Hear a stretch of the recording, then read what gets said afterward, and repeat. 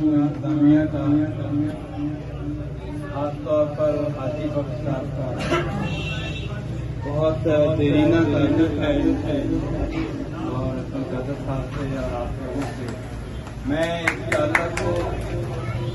ताल्लुक को अपनी जान से ज़्यादा भी समझता हूँ। दोस्तों, दिन में मेरा आना अचानक नहीं है, हमेशा आया और यहाँ से शुरू होके गया। ये आप लोगों की मोहब्बत है।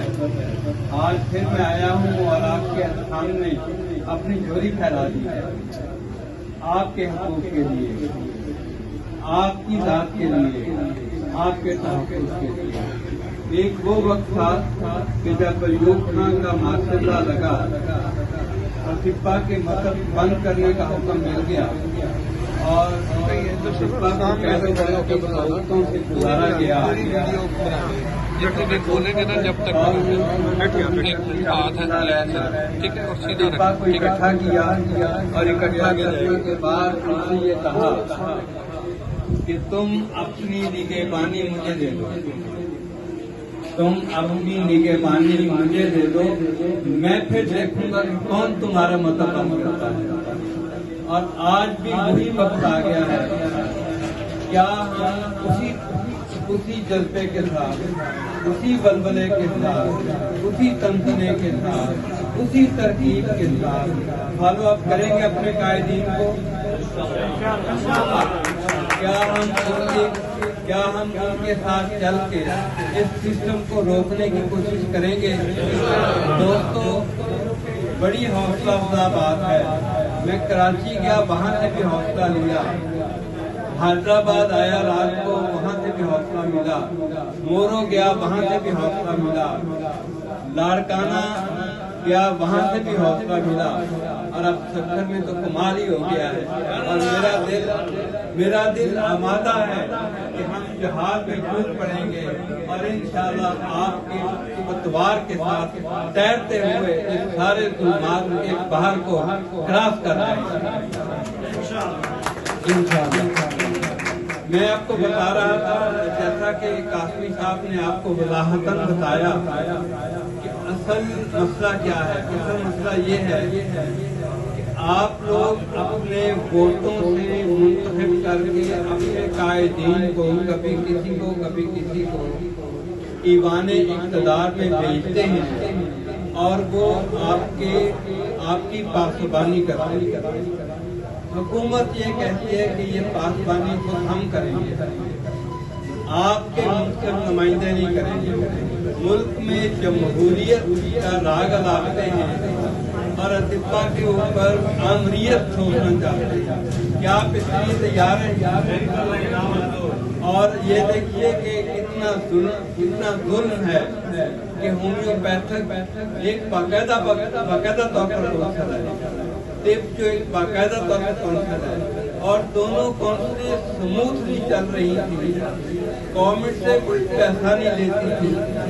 मैक्सिमम 11,000 तिब्बी कौंसिल को और 17,000 होम्योपैथिक कौंसिल को सालाना ग्रांट मिलती थी, जो अगर तलबा पे तकसीम की जाए तो फी तालिब इल्म 0.00 समथिंग भी नहीं बनता। इतने पैसे देते हुए भी हुकूमत डाउन साइजिंग पे आई है, तो इन्हीं के ऊपर जुल्म गिरा दिया। और हमने उन्हें कहा, मेरी मिनिस्टर साहब से मुलाकात हुई, मेरी सेक्रेटरी साहब से मुलाकात हुई, मेरे इस ईवान के अंदर मौजूद, ईवान हुकूमत के अंदर मौजूद जितने भी कारकुनान क़ज़ा क़दर हैं, उन सबको मैं मिला और मैंने उनसे कहा कि हम आपसे कुछ नहीं लेते यार, ये भी तुम रख लो, हमें तो जीने दो। उन्होंने कहा हम कैसे जीने दें, हम तो चाइना की तरफ देख रहे हैं कि वहाँ से माल आएगा। मैंने कहा वहाँ से माल आएगा, हमारा डॉलर जाएगा। और कैसी तरकीब से आप सोच रहे हैं और किस तरह से आप सोच रहे हैं। जब कोई बंदा अकल से आरी हो जाए तो ऐसे फैसले करता है जिससे आवाम को तकलीफ होती है। अब आप सोचें कि आपके महबूब मरीज, उनके ऊपर क्या बीते, जो आपसे दवाई लेने के आती हैं, जब उन्हें पता चलेगा कि हकीम साहब को रजिस्टर्ड थे, कम्युनिटी काउंसिल थे, वो तो काउंसिल ही खत्म हो गई, अब ये कैसे रजिस्टर्ड होंगे?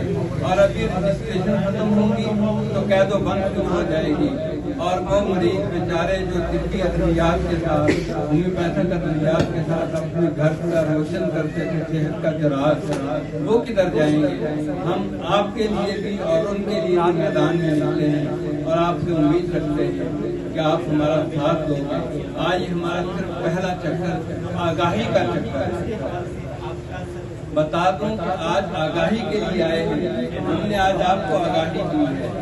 कल हमने स्ट्रगल के लिए निकलना है। आपका जज्बा देखकर लगता है कि अभी आप स्ट्रगल में शुरू हो गए। हम तो आपको आगाह करने आए थे, आप तो हमसे भी 2 कदम आगे हैं। अल्हम्दुलिल्लाह, ये जज्बा, ये बलबला, ये तंतना जो आपने हमें आज दिखाया है, हमें ये शुरू करेगा इंशाअल्लाह।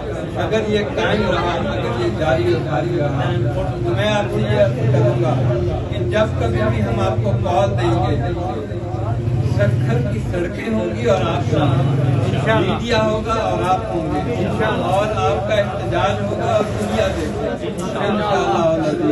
और ये यकीन जानिए कि आप अकेले नहीं हैं, आप अकेले नहीं हैं। कराची से लेके खैबर तक एक एक जगह पे हम जाएंगे, एक एक तबीब को हम जगाएंगे और उनके हुकूक लेके रहेंगे, और जब तक हम मिलेंगे हम चैन से बैठेंगे।